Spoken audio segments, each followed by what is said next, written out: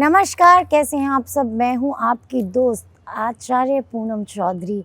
आप सब से मैं बातें करती रहती हूं। आप सब मेरे परिवार का एक हिस्सा हैं। नए नए विषयों पे नई नई जानकारियां मैं आपको देती रहती हूं। तो आज एक ऐसे विषय पे मैं जानकारी देने आई हूं जो कि है प्रकृति से जुड़ा एक पेड़।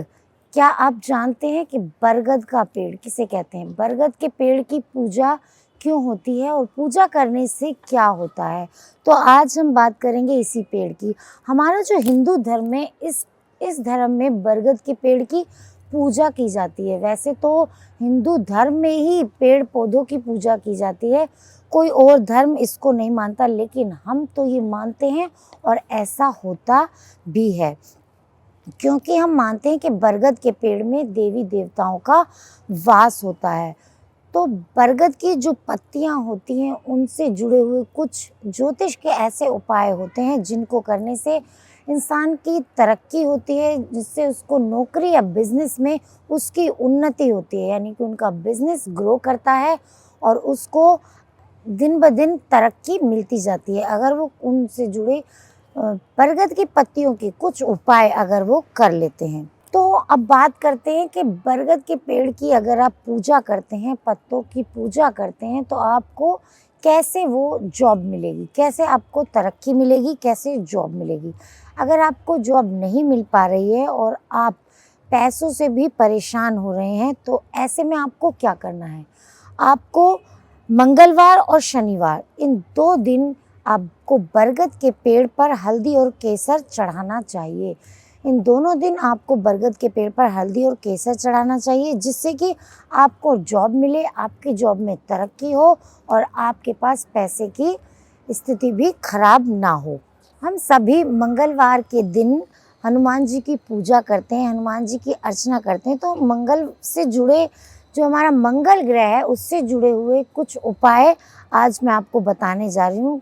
कुछ ऐसे ज्योतिषीय उपाय हैं जिनसे मंगल ग्रह आपका अच्छा हो जाता है। अगर आपके कार्य अटके हुए हैं, आपके कार्य रुके हुए हैं और वो आगे नहीं बढ़ रहे, आपके जो प्रॉब्लम्स हैं वो ख़त्म नहीं हो रही, बिजनेस और जॉब नहीं मिल पा रही, जॉब बार बार छूट रही है और लगने का नाम नहीं ले रही, कहीं से पैसा नहीं आ रहा, तो उसके लिए बरगद का पेड़ हमें याद आता है कि बरगद का पेड़, जिसे हम वट वृक्ष भी कहते हैं, कई जगह इसको वट वृक्ष कहा जाता है। तो बरगद के पेड़ की पूजा करने से ये आपकी किस्मत बदल सकता है। अगर आपके साथ ये सब कुछ हो रहा है, जॉब नहीं मिल रही, पैसों की प्रॉब्लम है, तो बरगद के पेड़ की पूजा करिए। मंगलवार और शनिवार जाकर उसकी पूजा करें, घी का दीपक जलाएं और साथ ही साथ उसमें कलावा बांधें, जिससे कि आपकी जॉब में आ रही बाधा खत्म हो जाएगी। लगातार परेशानियां चल रही हैं, समस्या चल रही हैं, तो ऐसे में आपको बरगद के पेड़ की पूजा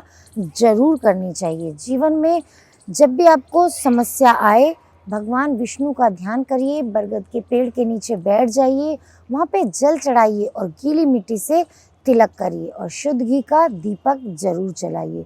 ये एक बहुत ही अच्छा उपाय है जिसमें कि आपका कुछ लगने वाला नहीं है और आपको बहुत सारे नए रास्ते मिल जाएंगे, आपके बहुत सारे नए रास्ते खुल जाएंगे।